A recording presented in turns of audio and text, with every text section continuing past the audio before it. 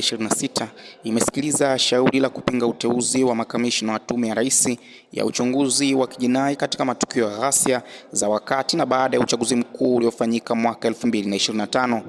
Shauri hilo limesikilizwa na Jaji Wilbert Chuma, ambapo mawakili wa pande zote mbili wamevutana kwa hoja za kisheria kuhusiana na uhalali wa mamlaka ya rais. Tume hiyo maarufu kama Tume ya Jaji Lila imeundwa na Rais wa Jamhuri ya Muungano wa Tanzania, na uteuzi wa mwenyekiti na makamishna wake ulitangazwa rasmi Mei 18 mwaka huu. Rais wa Jamhuri ya Muungano wa Tanzania ameunda tume hiyo kufuatia ripoti ya Tume ya Rais ya kuchunguza matukio ya uvunjifu wa amani yaliyotokea nchini wakati na baada ya uchaguzi mkuu wa Oktoba 29, 2025 iliyoongozwa na Jaji Mkuu mstaafu Mohamed Chande Othman. Hata hivyo, uamuzi wake wa uundaji na uteuzi wa makamishna wa tume hiyo umepingwa mahakamani kupitia shauri hilo la mapitio ya kimahakama, yani judicial review, lililofunguliwa na mwanaharakati Bubelwa Ephraim Bubelwa Kaiza na mwenzake Joseph Daudi Mabugo. Walalamikiwa katika shauri hilo ni mwanasheria mkuu wa serikali AG, mwenyekiti wa tume hiyo jaji wa mahakama ya rufani Shabani Ali Lila na makamishna wake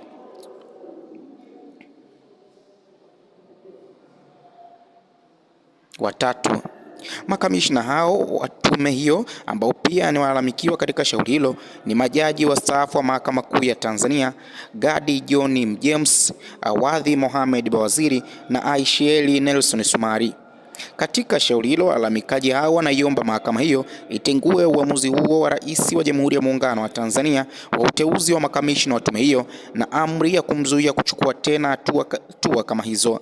Pamoja na mambo mengine, walalamikaji wanapinga uamuzi wa Rais wa Jamhuri ya Muungano wa Tanzania wa uteuzi wa makamishna hao wa tume hiyo, wakidai kuwa rais amefanya nje ya mipaka ya mamlaka yake ya kisheria na ni kinyume cha sheria.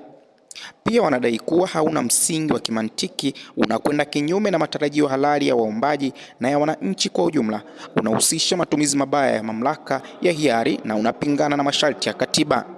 Wakati wa usikilizwaji wa shauri hilo leo, mawakili walalamikaji wameieleza mahakama kuwa kwa mujibu wa sheria ya tume za uchunguzi sura ya 32 marejeo ya mwaka 2023, rais hana mamlaka ya kuunda tume nyingine baada ya tume ya Jaji Chande kutoa ripoti yake.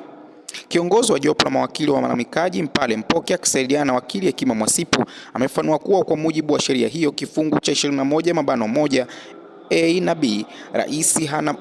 Baada ya kupokea na kuisoma ripoti ya Jaji Chande, rais alikuwa na namna mbili tu za kufanya. Amfanua zaidi kuwa rais baada ya kupokea ripoti hiyo alipaswa kuelekeza wale waliotajwa katika ripoti hiyo wachukuliwe hatua za kisheria. Pia amedai kuwa rais hana mamlaka ya kuunda tume ya kuchunguza matukio ya kijinai, bali hilo ni jukumu la mkurugenzi wa mashtaka, yani DPP. Amesisitiza kuwa DPP ndiye pekee anayepaswa amepewa mamlaka kikatiba na kisheria kwa mujibu wa sheria ya huduma za mashtaka sura ya 430 marejeo ya mwaka 2023 kuratibu na kusimamia upelelezi na uchunguzi wa makosa ya jinai bila kujali sheria nyingine zozote nchini.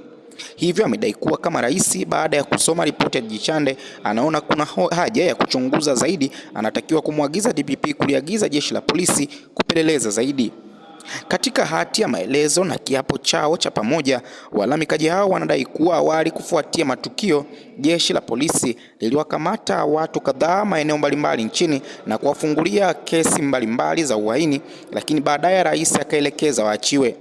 Kisha rais aliunda tume ya Jaji Chande ambayo iliwasilisha ripoti yake Aprili 23 mwaka huu, ambayo katika hotuba yake ya kukabidhi ripoti hiyo, mwenyekiti alieleza kuwa watu 518 waliuawa na wengine kujeruhiwa, idadi ambayo ilisema inaweza kuwa zaidi, ndipo baadaye akaunda tume hii ya Jaji Lila.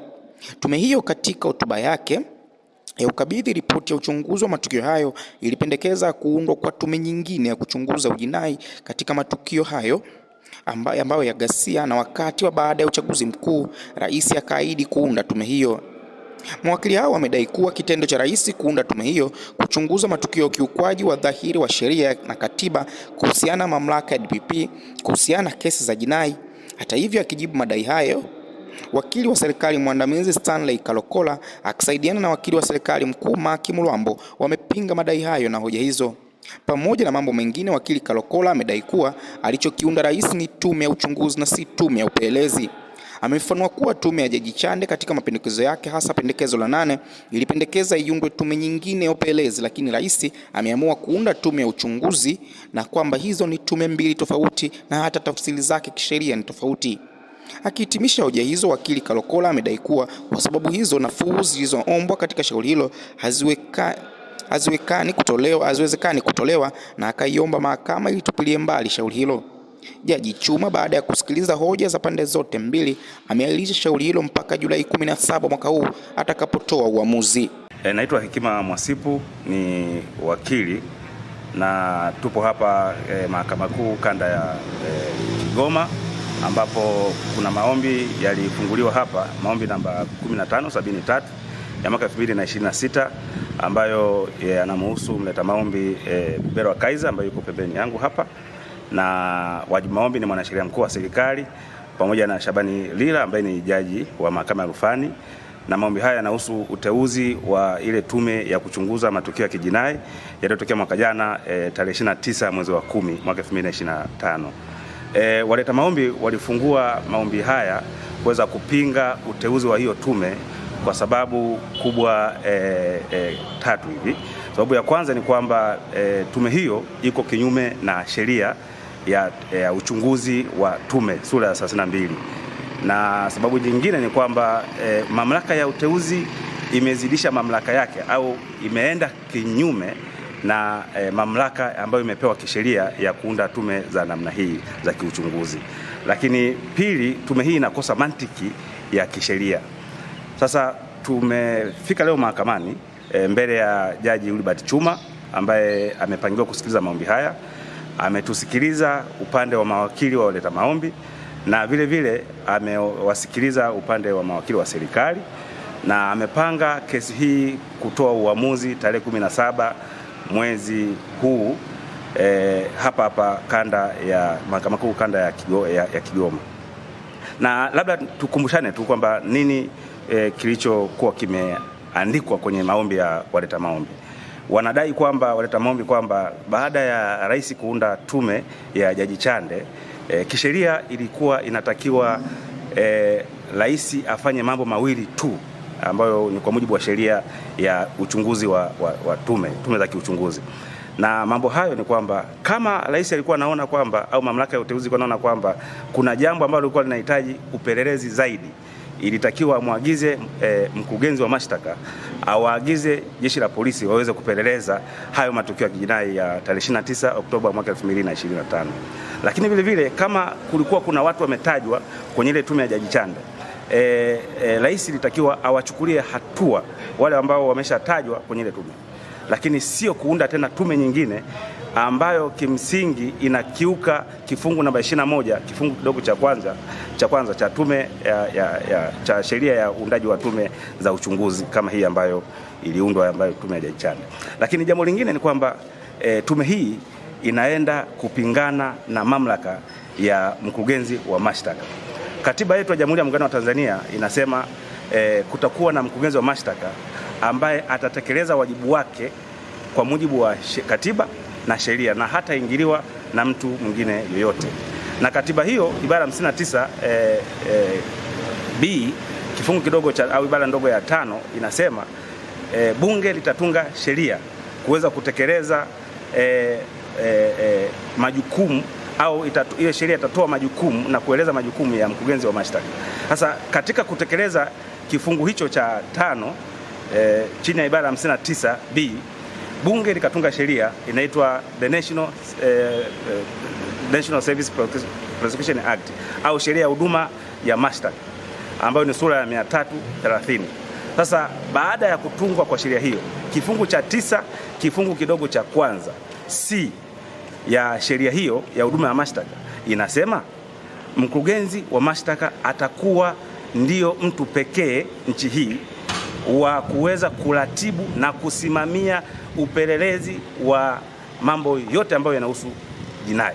Sasa ukiunda tume nyingine ambayo inaenda kufanya kazi sambamba na mamlaka ya DPP, kidogo kisheria inakuwa sio jambo ambalo linakuwa linakiuka sheria na linakiuka katiba. Hii ndio hoja ya msingi. Lakini hoja nyingine waleta maombi ni kwamba walitegemea kwamba baada ya kuundwa kwa ile tume ya Jaji Chande, sasa walitegemea mamlaka ya uteuzi iende ikayafanyie kazi yale ambayo au watu ambao wametajwa katika ile tume, lakini badala ya kutekeleza yale ambayo yametajwa inaenda tume nyingine, kitu ambacho ni kosa vile kisheria. Lakini walikuwa vile wanahoji umantiki wa tume hii ya Jaji Lila, kwa sababu kuna watu walishakamatwa ambao ni 1533 nchi nzima, na hizo kesi vizuri nimeshiriki mwenyewe katika kuweza kusimamia, na mawakili wengine tumeshiriki nao zaidi ya mawakili 100 nchi nzima. Tumesimamia hizo kesi na baadhi ya watumiwa wamehukumiwa, na kuna baadhi wameshinda kesi zao, na kuna wengine DPP aliamua kuwaondolea mashtaka kwa maana alinta nole. Sasa unaunda tume iweze kuchunguza ujinai wa watu ambao tayari wengine wameshapatikana na hatia, wengine tayari DPP ameshafutia mashtaka, na kuna wengine katika hilo kundi la 1533 tayari wameshapatikana na hatia. Je, ushahidi ukija ukasema baadaye kwamba kuna baadhi ambao tayari wameshapatikana na hatia wamefungwa, na hii tume tena imesema kwamba hao wamehusika tena, kitu ambacho kisheria huwezi kumhukumu mtu mara mbili, sheria inakataza. Sasa kimantiki kidogo inaita ukakasi, na ndio maana waleta maombi ya kuona kwamba kuna haja ya kuleta kesi hii mahakamani ili Mahakama Kuu iweze kufanya mambo mawili. La kwanza ni kutengua uteuzi hiyo tume, sababu iko kinyume na sheria. Jambo la pili ni kuweza kukataza hiyo tume kwenda kufanya upelelezi wa kijinai wa matukio yaliyotokea tarehe 29 mwezi Oktoba 2025, kwa sababu yanakiuka sheria ambazo nimeshazitaja hapo awali. Sofa tunasubiri hiyo tarehe 17 mahakama itatoa uamuzi wake, then baada ya hapo tutajua nini cha kufanya. Mimi ninaitwa Bobero wa Kaiza, raia wa Jamhuri ya Muungano wa Tanzania.